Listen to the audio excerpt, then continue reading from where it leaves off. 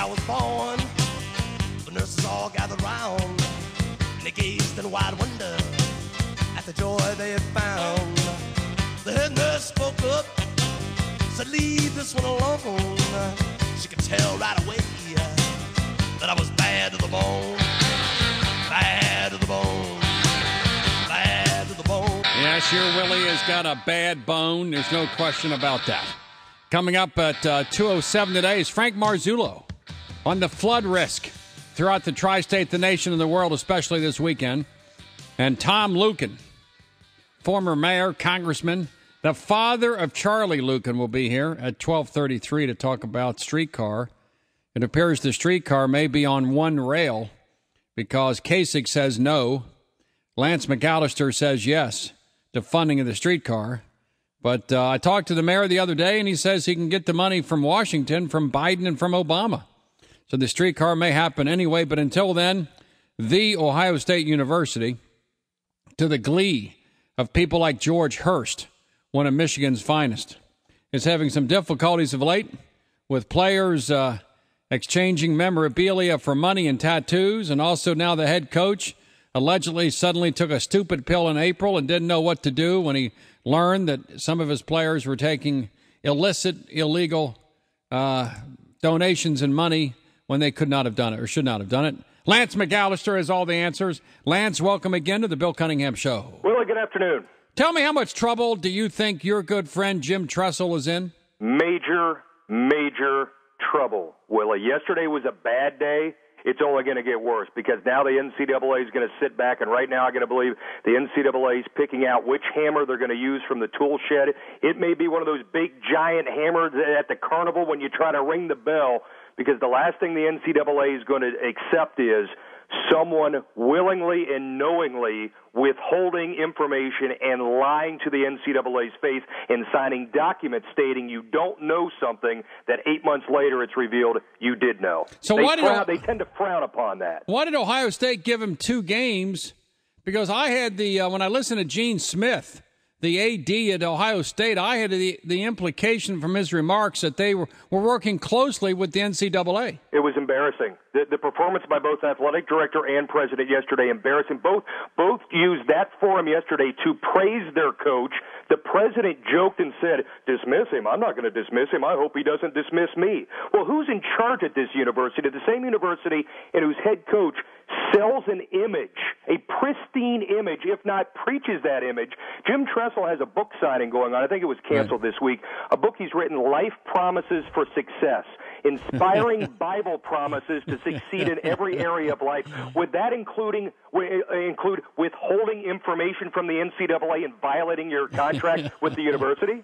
I was told by a media type last night. I work the phones. As you know, I'm on in Columbus radio on Sunday nights, and so I made some inquiries of knowledgeable sports individuals in the Columbus area. This is the message being floated by The Ohio State University. Are you prepared for this? Lay it on me. According to this source that I spoke to, it appears that Jim Tressel was contacted first by the FBI, who was investigating federal drug trafficking violations by these individuals doing the tattoos in a seedy part of Columbus. The names of some Ohio State players surfaced as part of that drug trafficking investigation. That the players themselves, were very instrumental in assisting the FBI in arresting and causing convictions of those involved in drug trafficking in and around The Ohio State University. The players, including Pryor, was very helpful in assisting law enforcement. Somehow in March or April, emails and telephone calls started with Coach Tressel relative to the criminal investigation, some of which originated from the FBI. And numerous telephone calls took place between Jim Tressel and the FBI Drug Enforcement Task Force. And he was told by the FBI not to notify other people of the criminal investigation because it may compromise it. And that's the reason, which will come out in the weeks ahead, that Tressel did not tell anybody. Well, you can sell that, and your sources can spin that The bottom line is Jim Tressel has a contract that very clearly states and is underlined it is his duty and obligation through his contract to the university and the Ohio State University and the NCAA to hand over any information regarding possible allegations of impropriety immediately. And if you read the emails that have come out, the correspondence between Jim Tressel and the attorney, holy cow. Jim Tressel's first response on April 2nd was to say, keep me posted. Let me know if there's anything I can do. I'll keep pounding these kids, hoping they grow up. In a later email to the attorney, he says, well, any other names I should know about? We're getting our Big Ten 2009 championship rings. I'd like to hold some collateral, if you know what I mean. You got to be kidding me. Well, according to these sports writers in the Columbus area, they're floating the idea that Tressel was like a narc and that he was keeping quiet from Gene Smith and from President Gordon Gee, who I've met several times, and in the interest of disclosure, I've sat in his private box at the Ohio State University Horseshoe, that he was told by law enforcement officials that do not get this outside of the investigation because you may be violating criminal laws of the United States of America if you do it. Willie, I'd like to see them tell that to the NCAA, and I'll watch the NCAA laugh. Because I'll tell you right now, what the NCAA is facing, what they have gone through with USC, what they've gone with Bruce Pearl, what they've gone on, and how bad the NCAA was made to look by Ohio State. Consider, they sat in the room with Ohio State back in December and worked out a deal where they decided those players would serve the suspension this coming season. Remember the crap the NCAA looked for the appearance of cozying up to and crawling in bed with Ohio State and cutting a deal for one of the protected schools. All the while, Jim Tressel had known for 8 months information he didn't give to the NCAA and the university? Well, good luck with that one. Well, according to one source, the federal government was investigating a guy named Eddie Rife, who's a local tattoo parlor owner involved in drugs, that the players were selling signed Buckeyes memorabilia, including rings and jerseys, etc., and they were giving it to Rife in exchange for money and tattoos, and then Rife would take those items and exchange them for drugs and other paraphernalia, and the FBI determined that the Ohio State players were not involved in any drug conspiracy violations, and that Tressel was a narc for the federal government. Really, I don't know how that concerns the NCAA. Well, I mean, Jim Tressel actually had the nerve, to stand up at the podium last night and say, now keep in mind, he's only the overseer and developer of young men, and his explanation was last night in front of the podium, he was scared and didn't know who to tell? Well, you got to be kidding me. If I'm the NCAA, I say, well, let's see. You could have told your athletic director, you could have told one of 14 compliance directors, or you could have told the president of your university. Well, he says that he was following the dictates of federal authorities and not telling those Gene Smith at all. Serve that up to the NCAA, and it will be a softball, a hanging curveball. Well, let's say there's a drug investigation here at the big one, and EBN personnel are up to their eyeballs in it, of course. And you have a rule with Clear Channel that you're supposed to make public any criminal activity committed on property. But the FBI is telling Lance McAlister, Lance, do not tell anyone about this. It would compromise the investigation, and you may be criminally charged with obstruction of justice if you do so. What would you do? Willie, it's very simple for Jim Tressel to forward information even anonymously to report what he's bound to report to the university. Not if he is violating federal law by doing so. If it's done anonymously as offered on the website, how would they ever know? Because he would still, under oath in front of a grand jury, they would find out. They'd get that out of him in a hurry, and if he didn't testify before the grand jury, they could lock him up for contempt of court. We will see how the NCAA views such excuses, Willie. I bet you within 2 months you'll be coming on my show and apologizing for these ridiculous comments you've made. Willie, could you explain to me why the university suspended him for 2 games and fined him $250,000? Well, because they had to do something. And you know what? The next time you and I talk, we'll be saying, well, the NCAA had to do something. And they're going to beat Akron and Toledo anyway.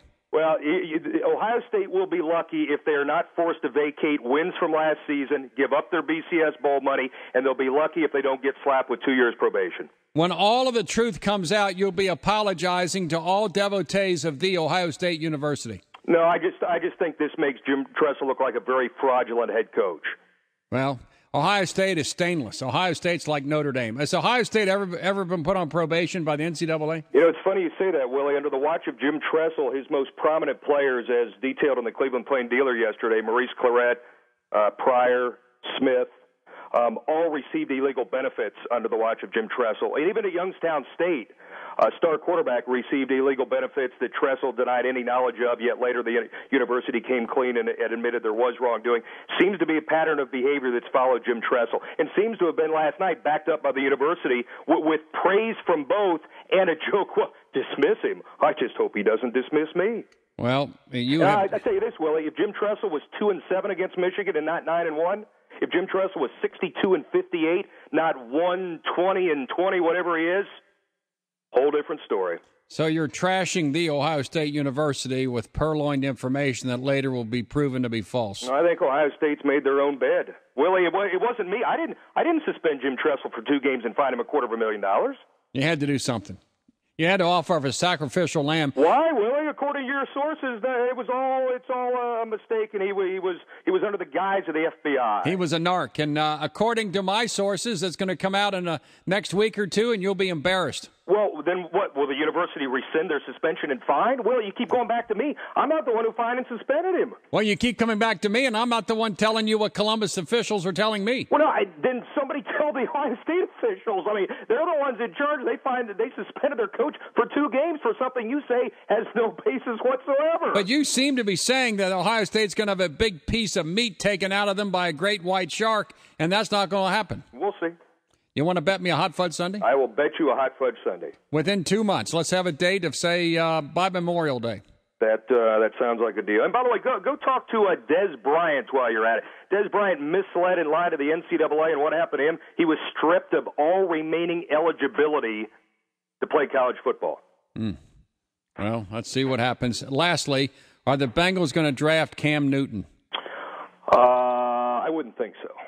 Or there'll be an NFL season this year. There'll be one. Look, if they negotiate another extension, I give up. I've reached a point where I really care less.